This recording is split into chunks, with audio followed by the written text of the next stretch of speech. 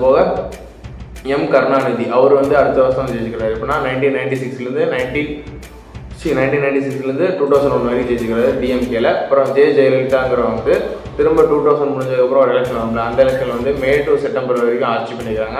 அதுக்கப்புறமா வந்து 2001லேருந்து 2 வரைக்கும் ஓ பன்னீர்செல்வங்கிற அவர் வந்து ஆட்சி பண்ணிக்கிறாரு, ஓபிஎஸ் அவர்.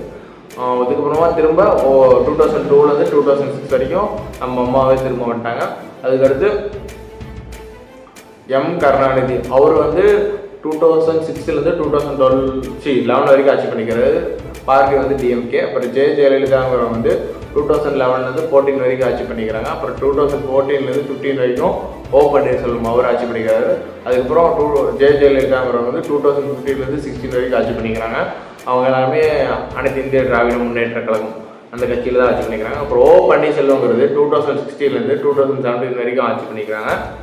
அதுக்கப்புறமா தான் 2017லேருந்து 21 வரைக்கும் எடப்பாடி பழனிசாமி அவர்கள் வந்து ஆட்சி பண்ணிக்கிறாங்க. அதான் நம்ம இபிஎஸ்ன்னு சொல்லுவீங்களா, அவர் வந்து ஆட்சி பண்ணிக்கிறாங்க.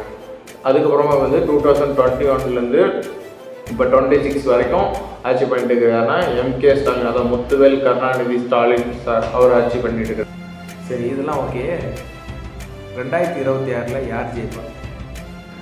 2026 அதை மக்கள் சொல்லுவாங்க, முடிஞ்சால் கீழே கமெண்ட்லேயே சொல்லிட்டு இருப்பாங்க.